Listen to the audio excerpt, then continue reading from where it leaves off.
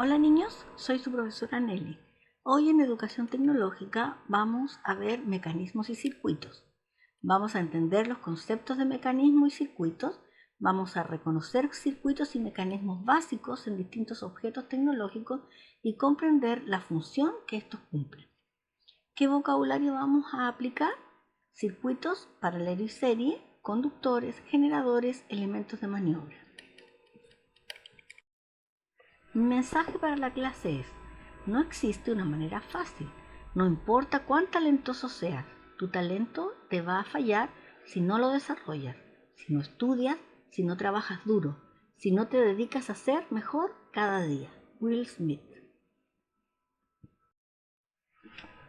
La corriente eléctrica es el movimiento de cargas eléctricas, es decir, de electrones que atraviesan a través de un conducto, es decir, la corriente eléctrica es un flujo de electrones.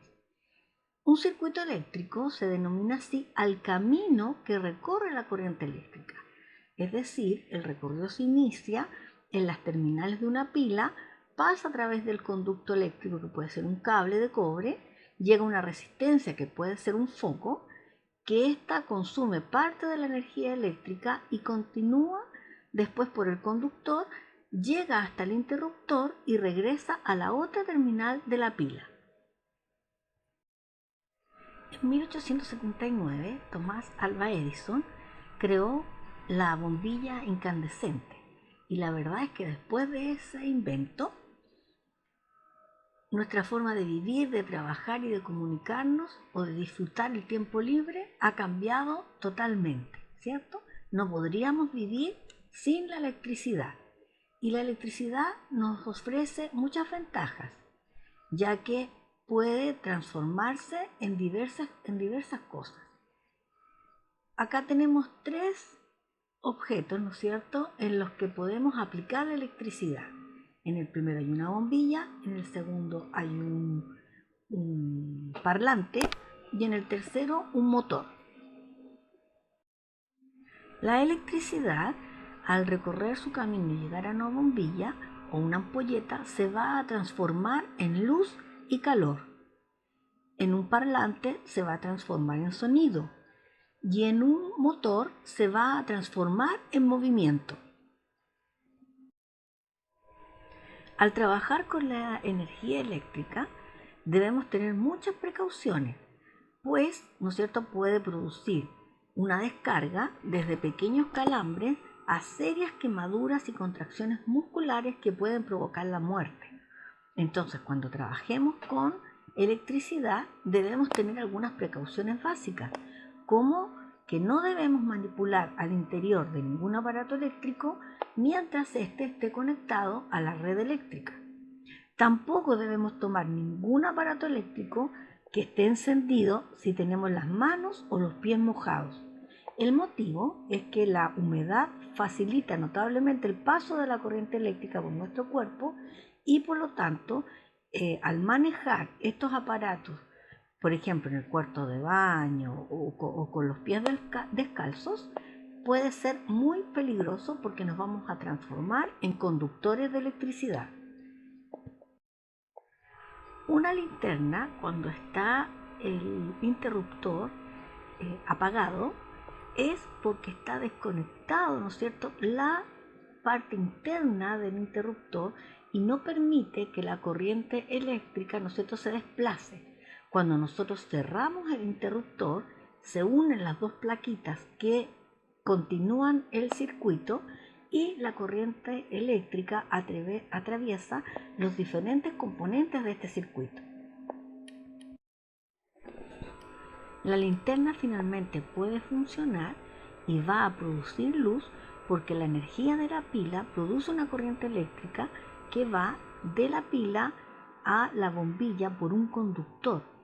Luego de que llega a la bombilla, lo que queda de corriente se devuelve, ¿no es cierto?, y hay un flujo constante de electrones, por lo tanto se puede mantener la luminosidad de la lámpara. En un circuito eléctrico podemos tener generadores, conductores, receptores y elementos de maniobra. Los generadores son las pilas, las baterías, los dínamos de bicicleta que suministran o impulsan la energía eléctrica por el circuito y se caracterizan por tener tensión o voltaje. La tensión o voltaje, ¿no es cierto?, provoca el movimiento de cargas eléctricas, es decir, de la corriente eléctrica. Para que esta corriente fluya debe haber dos puntos con diferente tensión. El voltaje de una pila suele ser de 1 a 9 volts y todas las pilas tienen polos, uno positivo y uno negativo. Por convenio, ¿no es cierto?, entre todas las personas a través del mundo, se considera que la corriente va desde el polo positivo al negativo por el exterior de la pila. Imagínense si una pila tiene 9 volts y nos logra dar hacernos saltar, ¿cierto?, cuando sentimos la corriente. El voltaje de la energía eléctrica en la red eléctrica es de 220 volts y la electricidad se genera en las centrales eléctricas y se transporta a través de la red por medio de largos tendidos de cable. Los conductores son los que tienen la misión de conectar el generador, puede ser una pila, con un receptor, una bombilla.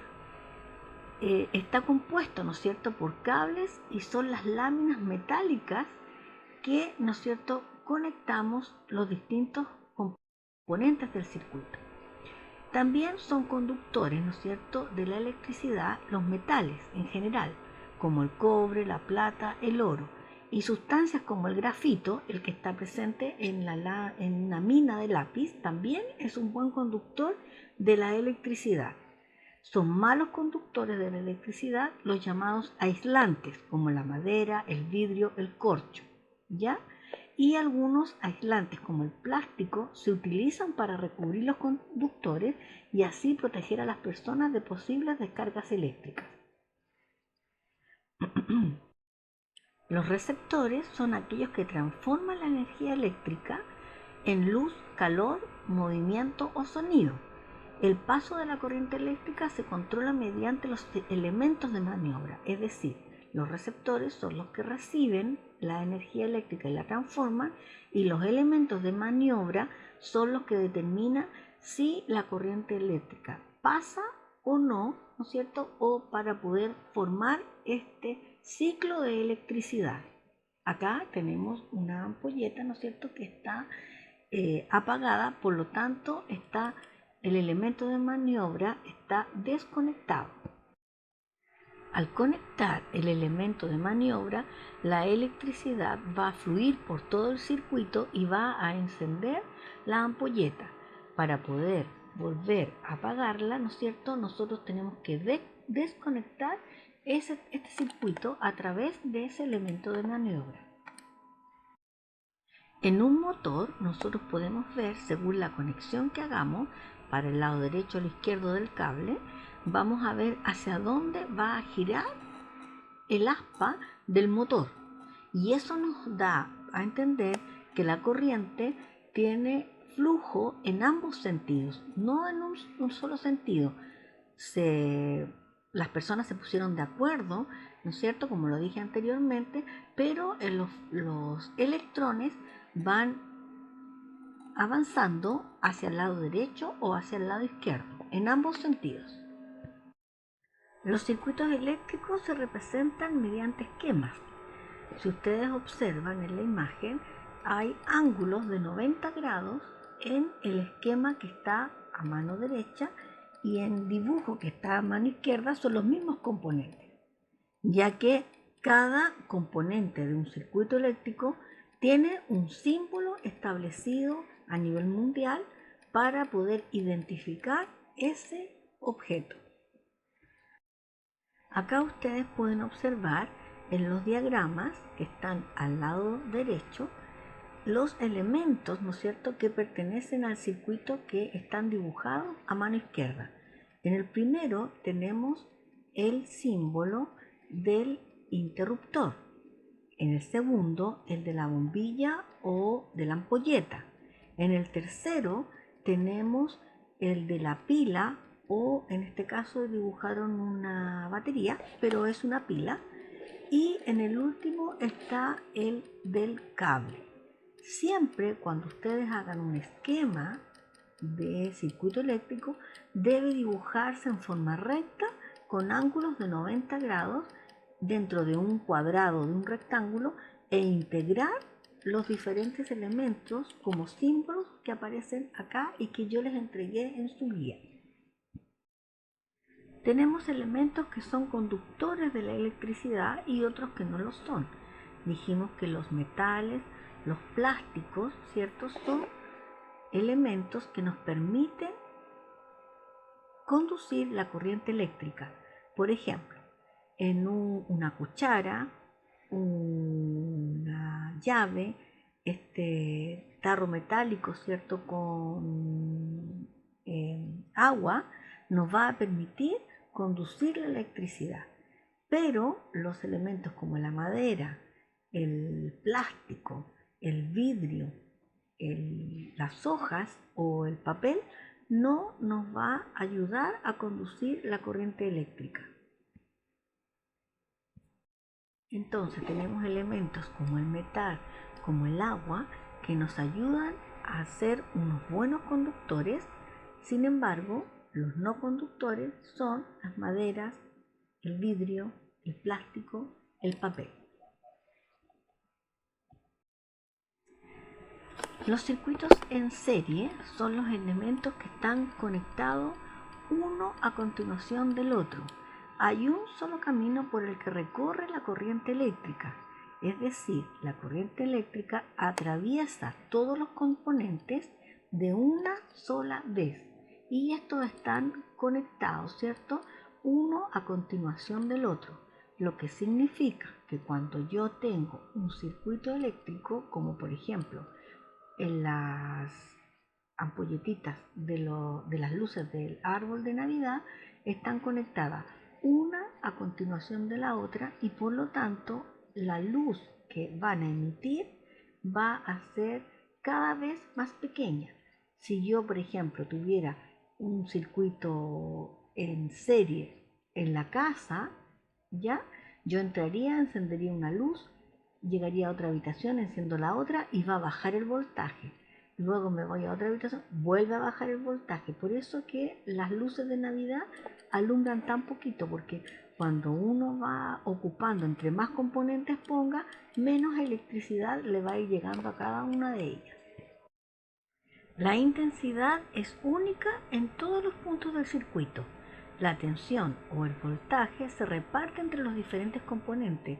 Las bombillas de un circuito en serie lucen menos que cada una por separado. Cuando tengo un circuito en serie, las bombillas o las ampolletitas que están colocadas una a continuación de la otra, si una de ellas falla, el resto también va a quedar sin poder iluminar. ¿Por qué? Porque la corriente se va repartiendo como en un trencito, una a continuación de la otra. Por eso, si falla una, fallan todas. En el circuito en paralelo, la corriente que sale de la pila se reparte por varios caminos, es decir, cada uno tiene en forma independiente la misma cantidad de energía, le llega la misma cantidad de corriente. Por eso, ¿no es cierto?, en las casas los circuitos están en paralelo y cuando yo entro a una pieza se ilumina, luego a otra se ilumina igual y continúo con la otra y todas van a recibir la misma cantidad de electricidad, ¿no es cierto?, de voltaje, porque los caminos están independientes, sale de la energía, ¿no es cierto?, y se reparte de manera igualitaria para todos los componentes. En un circuito en paralelo, la corriente eléctrica se reparte por las ramas donde se sitúan los componentes. El voltaje de cada componente es el mismo. Las bombillas lucen más que si estuvieran conectadas en serie. Si en un circuito en paralelo tenemos dos bombillas que reciben, ¿no es cierto?, la misma cantidad de voltaje, de electricidad, por los caminos que recorren, al romperse una, al quedar sin funcionamiento una, al quemarse, el resto de la bombilla va a funcionar de igual manera. En el punto número 1 en la guía debes definir los conceptos de corriente eléctrica y circuito eléctrico. Luego vas a completar si la energía eléctrica se puede transformar en qué cosas, la precaución que debes tener con la corriente eléctrica y explicar el circuito eléctrico que se produce al encender la linterna.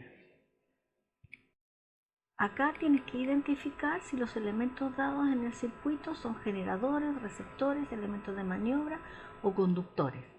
Fíjate muy bien.